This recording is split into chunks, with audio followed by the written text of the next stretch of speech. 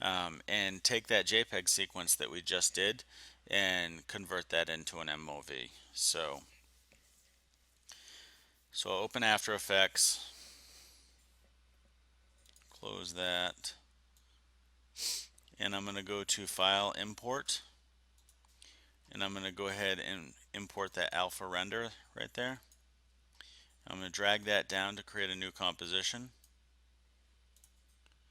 And then if I play this, we should see that nice alpha there. Alright, so I'll go to Composition, Add to Render Queue, and then I will choose MOV, QuickTime MOV. Make sure it's set to H264, and then I'm going to create this creator alpha MOV. That I'll just leave it right there, like that. And then I'm going to hit render, and that looks pretty good. The other thing I want to do is actually create another alpha though. This time I want to just have an alpha mask where we don't have this outer square. We can get rid of that outer square in 3ds Max. So I will give this a new layer, a new solid. We'll make this one black. Hit OK. Just gonna go to my last frame, and then I'm gonna select my ellipse tool, making sure that I have this black layer selected, and I'm just gonna drag out this ellipse so it covers the entire crater. Okay. Shift that over. Go into my mask. I'm going to feather this out a little bit.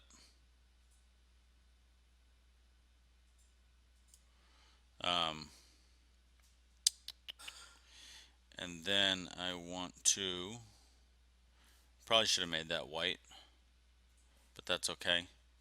And then this underneath layer, I'll go layer, new, and this one I'll make white.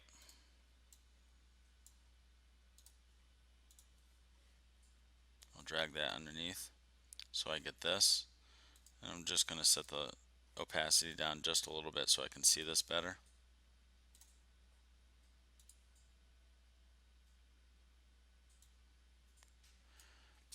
Okay.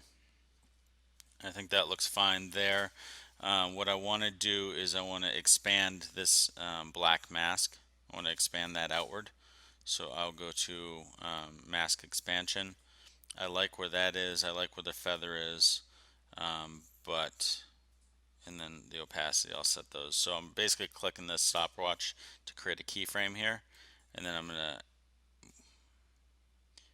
actually going to move these back one to frame 8, where the animation ends, and I'm going to shift this back to where the animation begins. And then for my mask expansion, I'll just bring that back to like right there. So now this is going to expand, and we'll see that whole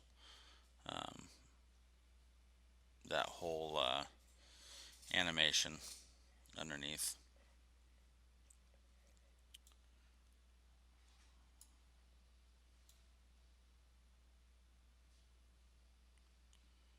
Probably going to expand this just a little bit more, something like that, so we make sure that we capture the entire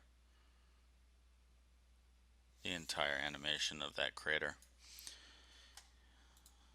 This may be a little bit unclear right now, but you'll see in a minute why I'm doing this. Now I need to invert this, so in order to do that, I could just come up to layer, new, adjustment layer, and then I could give us an effect, color correction, channel, invert, and that will invert it, and that's fine. We can do that.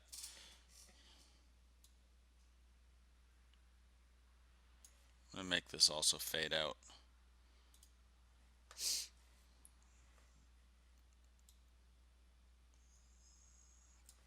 Alright, so our mask opacity right there, right there.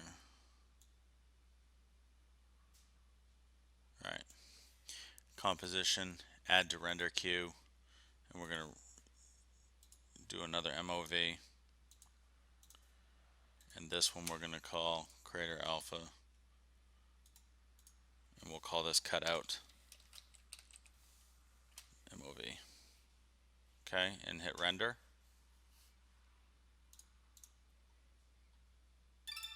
Alright, now we'll jump back into 3ds Max, and you'll see exactly why now I did all that. So I will, in my diffuse color, I will click my diffuse color, click where it says none, select bitmap, and then I'm going to select that first Crater Alpha movie. And then I'm going to come down to where it says time, and I'm going to click sync frames to particle age. This is very important that you do this, otherwise this won't play correctly in the particle system. Okay, and then I will go to where it says opacity, click none, click bitmap, and then we're going to click the cutout, and then we're going to just view that in the viewport. Now you can see why we did that.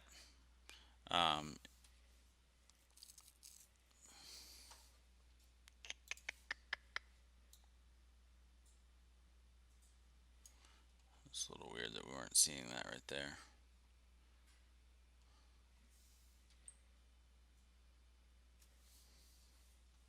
Probably have the wrong, let's see, render setup, single, don't save. Sometimes if you use F9, well, if you hit F9 it'll render from the last.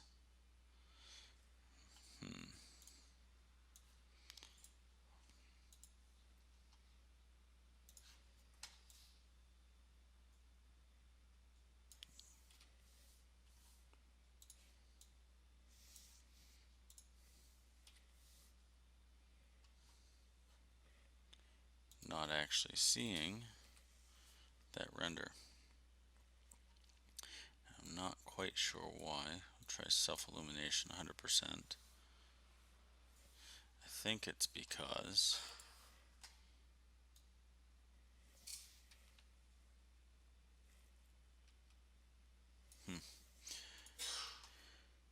Alright, so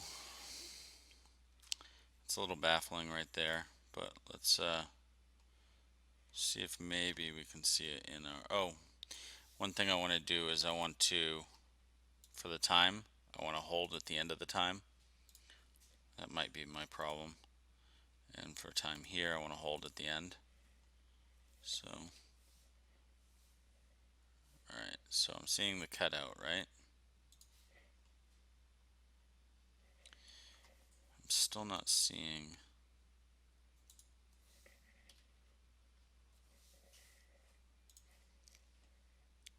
Still not seeing that. Why am I not seeing that? Time, playback rate.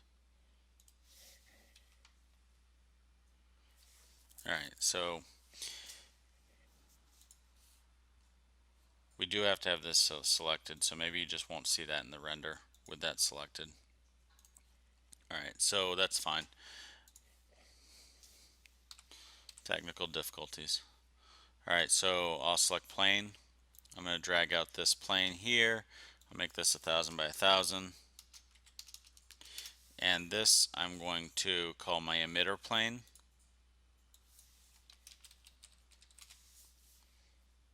Alright, and then I'll select my reference particle here.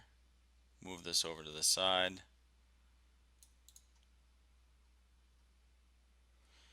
And then for this reference plane, I want to actually make sure that this is the same, no, that's fine.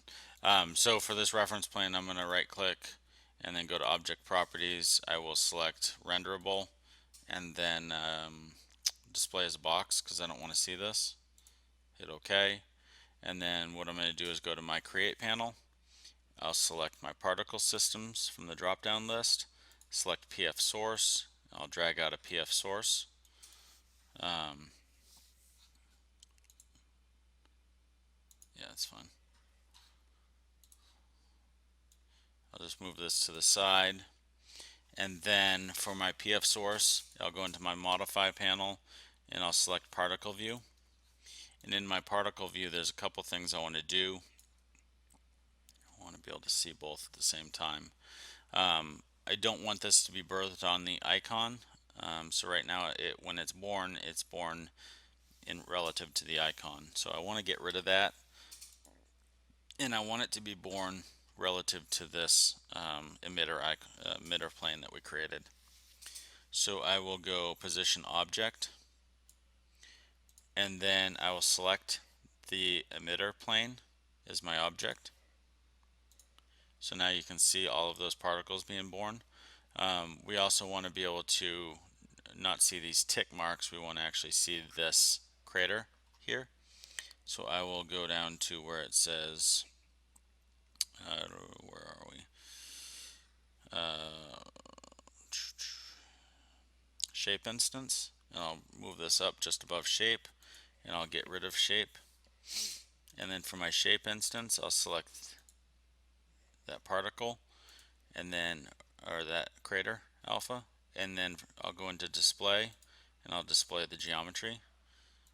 Okay, that looks pretty good. We're getting this rotation though. We don't want all of that rotation, so let me see.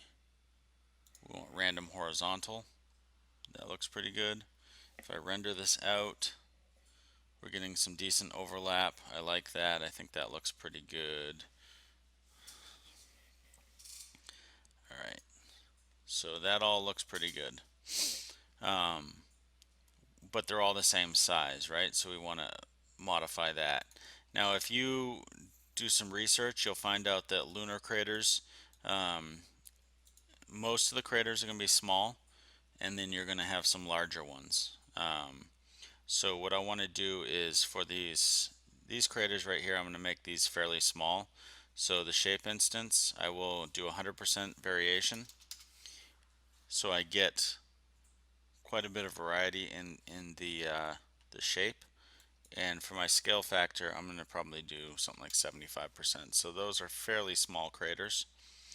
And then what I want to do is I want to split this off and have a certain amount of these be much larger. So I'm going to click split amount, bring this up here, and then I'm going to kind of recreate this entire system right here. So I'll go to position object right here. I will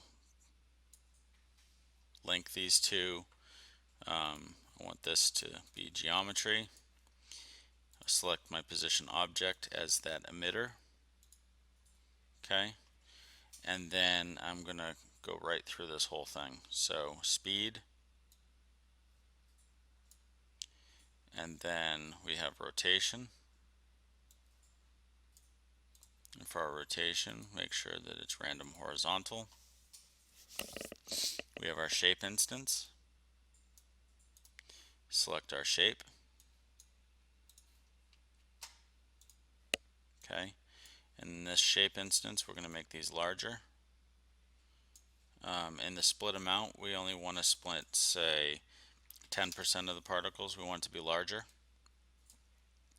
And then for our shape instance, we're going to make sure that we have 100% variation on that. And if we scroll through, we should see that we're getting a lot of very small particles and some much larger ones. I want this to be even larger, and I'm not seeing any real large ones. So I like something like that.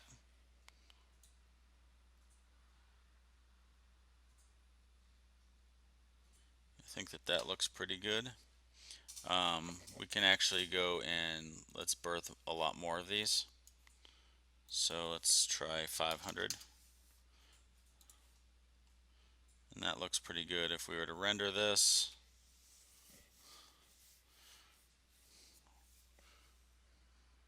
it looks pretty good. So, and what's nice about this is you're getting some overlap where it looks like, you know, when this crater hit, it's kind of covering this other previous crater. So that overlap is really good for us, and we want to go ahead and make sure that we allow for that. So I think that that's going to work fine. I like the way this looks. So I'm just going to zoom out. I'll go to render setup, and then in my render setup, make sure again that this is a power of 2, but I want this to be much larger now, so I'll go to 2048 by 2048. I want to capture as much detail in this as I can, and I also want to make sure that I'm kind of zoomed out so that I can see all of the craters happening.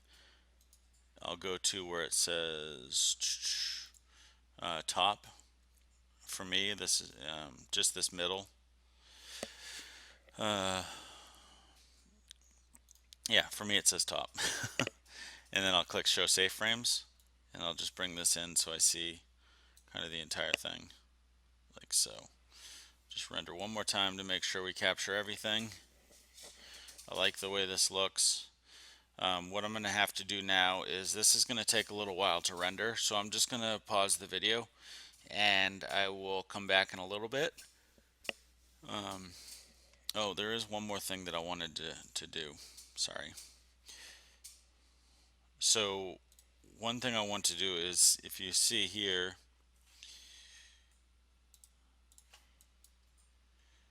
so we do want these craters moving in Z space, right? But they're moving probably a little too much. So I'll go back into my particle view. This isn't terribly critical because you're going to be seeing everything in orthographic view anyway. But all right, so and then this one is also going to be, what did I do, 20 over there? It's got to be exactly the same, otherwise they're going to penetrate each other and it's not going to look right. So I do want to see some weathering occurring. So what I need to do to be able to see a little bit of weathering, and essentially what I mean is that crater is going to be dissipating a little bit over time, not too much, but a little bit. So I'm going to create a new plane here. I'm going to make sure it's fairly large. It covers everything. And then I'm going to create a new material, and I'm going to assign that material here, and I'll make sure that this this material is similar in color to the background, so you can see that it's a little darker over there. So what I want to do for that is just click on our material. I'll click on where it says ambient, and then I'll select the color dropper, and I'll just drop that where we see that kind of 50% gray we have for the background. Hit OK. Make sure this is self-illuminated, and we want to set this opacity to 1%. Okay, not very much. I'll go to my front view. I'll make sure that this is just right at the level, just below actually, that emitter. And then I'm going to hold down shift, and I'm going to duplicate it down just a little bit. So now I'm creating an instance, and I want to make this, say, let's make 10 instances of this. Actually, let's look before we do that and see where the particles are, because we want them to we want them to cover all of the particles. So I'm going to hold down shift. I'm going to move down a little further, and I'm going to create 10 copies of this, 10 instances. So what's going to happen now is as the particles move through those planes, you can see you're getting almost like a fog effect from those planes. So as the particles are moving through those planes, they're going to fade just a little bit. Okay. Alright, go back to my top view. You have to make sure that you're in orthographic view for all of these renders, otherwise it won't work right.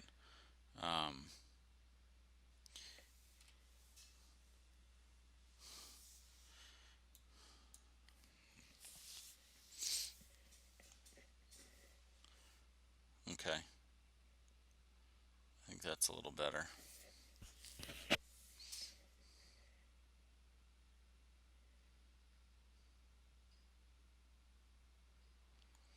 Alright, so I'm going to render out 300 frames of this. This is going to take probably a couple hours for this to render, or maybe an hour and a half for this to render. So I'm going to, like I said, I'm going to pause the video. We'll start the render and then I'll pause the video.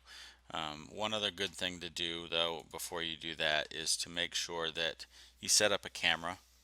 So I'm going to go ahead and go into my perspective mode, and then I'm going to hit Control C to set up a camera, and then I'll go into my Modify panel.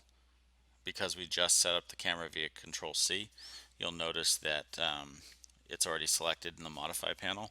So, and I'm just going to click orthographic projection, and I'm going to go ahead and move the camera back so that once again we get that entire scene. And now we'll always have this view, so we can always go back to this view if we have problems later.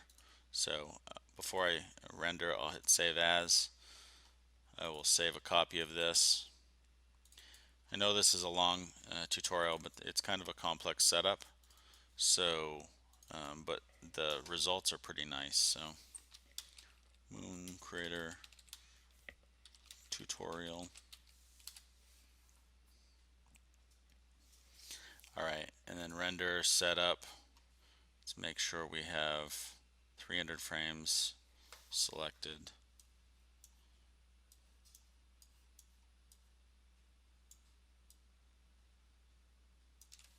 Once again, as I kind of get through into the tutorial a little bit, I realize that I've made a couple of mistakes, so I'll fix those. Not a big deal. I will give this a new folder. I'll call this Lunar Craters, Crater Alpha. Oh no, Displacement. And I'll call this Crater Displacement. Alright, so about those errors that I made, that's all set up and ready to go, but in our particle system, alright, select our particle system, H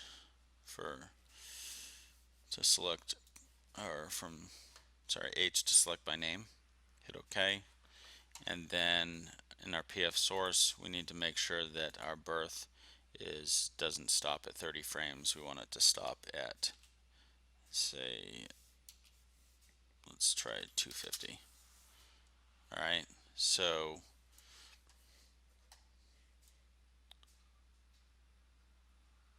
alright, that'll be better.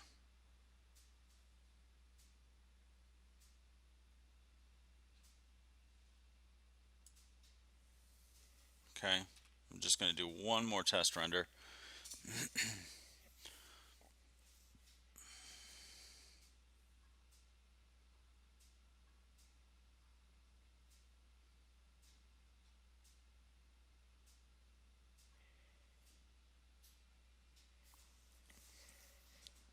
Alright, looks pretty good. I really like how we're getting craters within craters. That looks really good, and it will look nice in the displacement. So this is really going to have a nice effect. Alright, so again, I'll save this, and then I'll begin my render.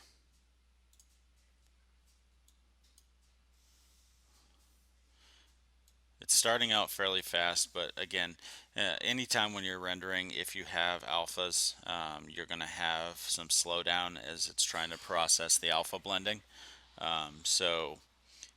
As I have craters popping in from the particle system, it's going to begin to slow down. Right now it's slow because it's processing those 10 alpha planes that I used, but as we start layering in more particles, it's going to slow down quite a bit more. So, all right, so I'm going to go ahead and pause the video, and I will be back when this is completed. Okay, guys, so the render is finished, and and this is what the final frame looked like. It looks pretty good. We're getting some nice overlap, and we're getting some areas that look like they're older. I really do like this thing where we're getting multiple craters and craters. So it's I think that's called a complex crater. Not positive, but yeah, I think this looks pretty good. So the next thing we need to do is go ahead and kill that. I'll get out of that. I'm going to take this whole thing here. I'm going to stick it in its own folder, so its own layer. And we'll just call this particle flow. I'll hide that. I'll set my active layer back to default. Okay. Now I want to go into After Effects. Okay. And I'm going to File, New Project. I don't need to save this. I don't really mind killing that. So File, Import. Oops, my mouse isn't working terribly well. Import, File, and then we'll go to our renders that we just did. Lunar Crater Displacement. Import this. Drop that down into a new composition. Take a look at it. Go ahead and see if we can play it through.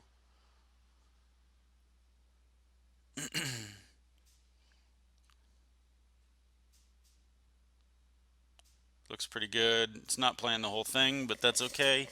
So now I'm going to go to Composition, Add to Render Queue. I'm going to change my output module to MOV, QuickTime MOV. Hit OK. And then I will call this, actually I'll just leave it at Crater Displacement. That's fine. Hit Render. Okay. It's going to take, it's probably going to take about a minute or so for this to render. And then what we're going to do, you could do this a couple of different ways. You could apply it as a displacement, which is what we're going to do. You could also use this as a bump map, but I think the displacement will be pretty nice. If you have a specific, say you're animating a moon from a distance, then maybe a bump map will work fine for you. But I think since we're going to be close up and we actually want to see some shifting in the geometry, the displacement map will be the way to go. Okay, so I'm going to go back into 3ds Max. I'm going to go into Perspective, drag out a new plane.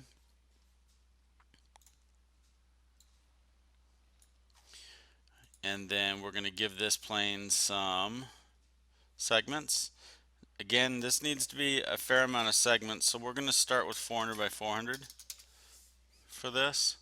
But believe me, even though it's a lot of geometry to this, once we point cache the whole thing, we get the displacement on there and we point cache it, it should end up looking pretty good. So I'm going to come up to my Modify panel, and in the Modifier drop-down list, I'm going to select Displace. And then I'm going to select the bitmap is going to be that displacement MOV that we just created.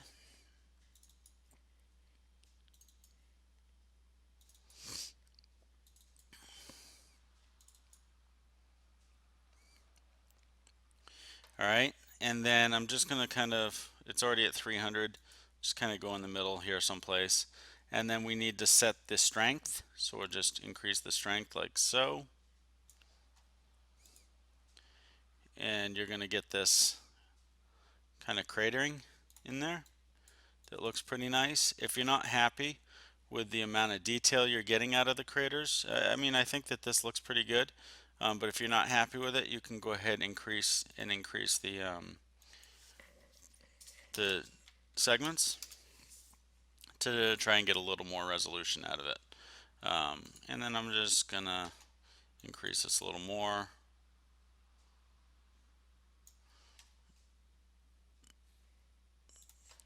See how deep these things look. It's not bad. All right.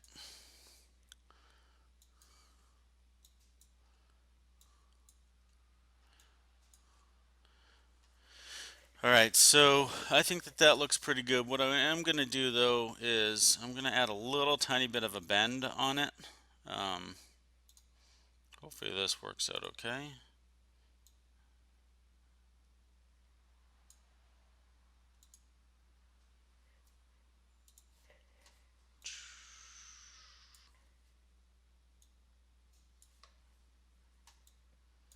Let's go 90 degrees, minus 90 degrees. We'll get there eventually. All right. I just kind of like that look a little better. So it almost looks like you're looking at the side of an asteroid or something like that. In fact, I'm going to go ahead and tilt it a little bit. All right.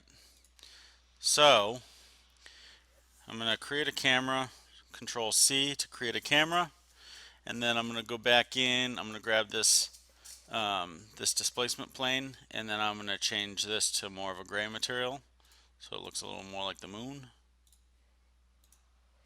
Okay, get rid of my grid. And then what I want to do is there's a couple things in the displacement modifier we could do. You could change the luminance center, and this will help kind of get that center that you're looking for. So halfway between the maximum height and the maximum depth, you can adjust that luminance center and it will help you a little bit. And then the other thing is we do have some raggedness in here, so we could add you could increase, so if I wanted to, I could do something like, I'm not saying do this because it's probably going to kill your render times, but we could do like 800 by 800, and you notice it's going to be a little less ragged, and you're going to get a lot more of that detail in there. Or you could, Control Z, go back a little bit. On top of this, you could add a relax modifier and kind of relax it out a little bit. So add my relax.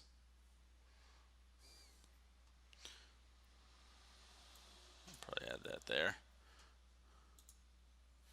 And then I'm just gonna, my camera jumped around, rotate my camera back to there. All right, so in that relax kind of relaxes the whole thing out. Honestly, I kind of like that jaggedness, so I'm just gonna leave it like that. So what I'm going to do now is add a point cache modifier. I'll go to my modify panel. You got to make sure you have your plane selected. Go down to my, come on. All right, go down to my point cache modifier. And then we're going to create new. We'll call this lunar surface cratering. Just hit enter. Now, I know I've gone over this before, but in your point caches, you have two different files. You have a .xml file, you have a .pc2 file. .xml is fine for whenever you're working in 3ds Max. If you were going to export deforming geometry into something like Unity 3D or Unreal or something like that, Unity 3D specifically I know works with a .pc2 modifier, point cache modifier,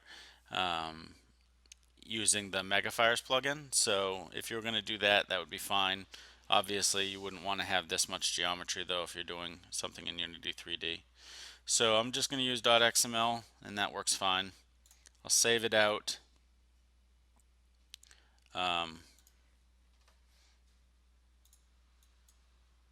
when I did that, I overwrote my name. So lunar cratering,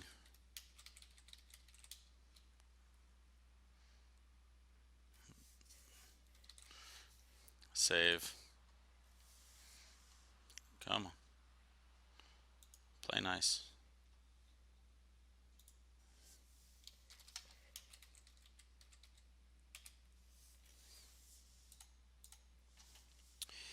All right, unload that. New lunar crater .xml. What am I doing wrong? There you go. All right. And then all we have to do is we have to come over here, and you're going to make sure your start and end frames are right. So we have 0 to 300, 0 to 300. We're going to sample every one frame, and we're going to only use one file for the entire record. There are some reasons why you might use one file per frame, but I have never encountered those reasons, so one file is fine. So I'll just hit record, and what's going to happen is you're going to see it counting up, and then eventually it's very likely that your screen is going to freeze as it is done just now. You're getting the little I'm working wheel. So it's fine though, because the point cache modifier is continuing to work in the background, and it may take 4 or 5 minutes for this to completely finish up. Excuse me. So yeah, I'm going to pause the video. I expect this is probably going to take about 3 or 4 minutes. I'll pause the video, and then as soon as it's done, I will start it back up and we can take a look at it. Okay, so the point cache modifier has finished up, finished recording, and now you can see that we have right there lunar cratering.xml. It's got 300 evaluations, so it just basically tells you that it's all done. So what we can do now is come down here, hit disable modifiers below, and then I'll click out of this, and I'll click out of that, and then we can actually play this and see the cratering happen. Now there is a lot of geometry here, so just be aware that it may skip like this. It may not play in real time. You don't have to have this much geometry in order for this to work. If I wanted, I could record this entire point cache with a lower amount of geometry, but it ends up looking really nice, and it's a fairly believable cratering that's occurring here.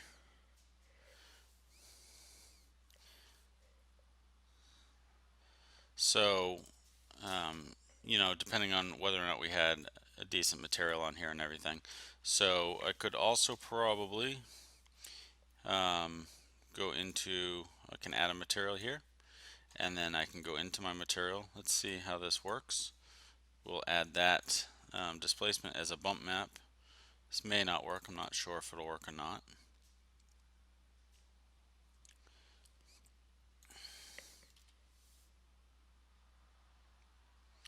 Actually, I think that looks pretty nice.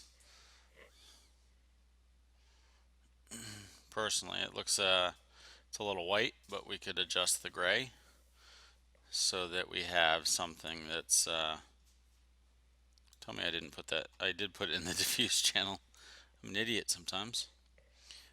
So I'll take this and I will copy this down there as an instance, and then check that out.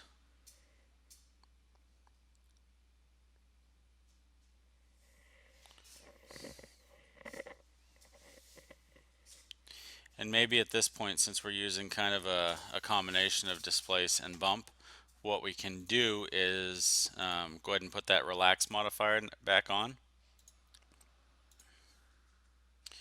and relax out a little bit of that geometry. And hopefully the bump might take care of some of that extra detail that we're looking for, and we'll have a little more of a relaxed geometry. It is taking a little bit to render. Like I said, I do have quite a bit of geometry in here. Before I'm finished with the tutorial, I'll go ahead and reduce the geometry by 50%, and then we can take a look at it again and see how it looks. But honestly, this doesn't look too bad, and with a nice moon type material on it, this could look really good. And the other thing that I really like is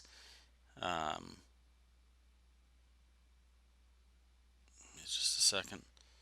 So we have these areas. We've got multiple craters occurring, and if we scroll back, see here how you have this one crater, it hits and it kind of overtakes this other crater a lot, quite a bit of it. That's a really nice effect, and I think that that works really well. So it's something you might not get um, in too many other methods of doing this. It looks really good. I just reduced that point relax from a 1 down to a 0.3 just so I get less of that relaxation. Alright, I want to do one more thing. I think what I'll do is I'll come in here, I'll go into my materials, and in my displacement MOV, I'm going to change this to a composite. I'll keep the old map as the submap. Again, this is going to start adding to my render time quite a bit. But what I want to do is I want to see if I can get a little bit of modeling into this surface that will help make it look a little more moon-like. It's probably a little much with that black there, so let's do this. See how that looks.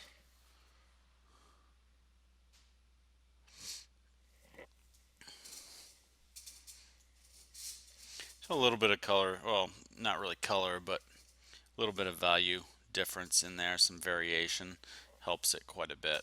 So alright, so I'll let this finish up rendering, and then we're going to shift back. I will remove the displacement off here, the point cache. Then I'm going to decrease the resolution of this entire plane by 50%, and then we'll see what we get from there. Just to kind of give you guys some options out there if your machines aren't terribly fast. So I'm going to kill that, and then I'll kill that. I'm just going to go ahead and delete my relax. I'll delete my point cache. I'm going to turn my displace and my bend back on. Remember the plane, I'm going to reduce this to say, I'm just going to reduce it to 200 and take a look and see how these look. So obviously we're getting a little bit of this, it looks a little jagged in there. That might be okay. And also with the bump on it, it may be okay. I think this is a little more jagged than I would like. So I'm going to go ahead and stop that, and we'll increase that amount just a little bit, just to kind of go back and forth until we find something that really works for us. So let's try 300 by 300. It's probably a little bit better.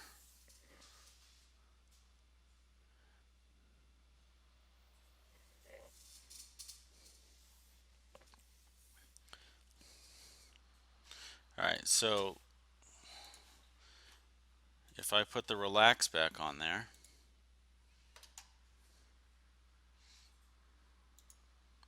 let's say a 0.3, well, 0.5 probably works okay. And then I add another point cache on top of this. New, I'll call this Lunar Cratering 2, or low res actually, let's do that, low res. And then I will just record this, and it's counting up. It's counting up faster. This is actually going to go a lot faster just because it's a lot less geometry. So I'm guessing this will probably take about a minute and a half or so. But you kind of have to experiment, go back and forth, find something that is a happy medium between your render time and the render quality. So surprised that my monitor's not freezing up. My viewport's not freezing up yet. Typically, the point cache modifier will freeze up if it's a fairly intensive cache. So almost there.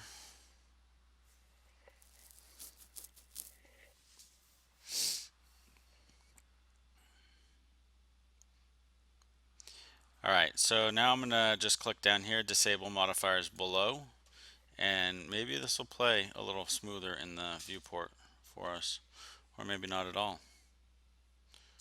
I'm going to turn off this adaptive degradation and try it again.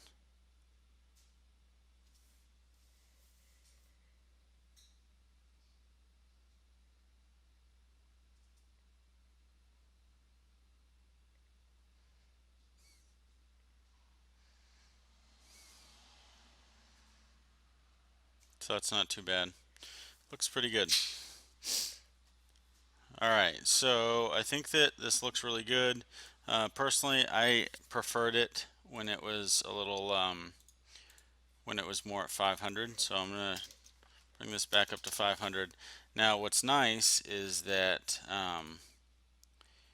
this point cache modifier, I can load in the other one and it'll be fine as long as the geometry, as long as I had it back to 500 by 500, it would work fine. It would accept the point cache. If I had had that less, say 450 by 450, then it would break the point cache because the polygons aren't exactly as they were originally recorded. So you have to make sure that your geometry stays the same. If I even came in here and put one cut in here, then it would break the whole point cache. So make sure that when you're using a point cache, everything stays the same. So I'm going to go ahead and render this out, and you should be able to see that at the very end of this tutorial. So thank you for joining me today, and you can find some more of our professional work and more of our tutorials at www.ragdollanimation.com.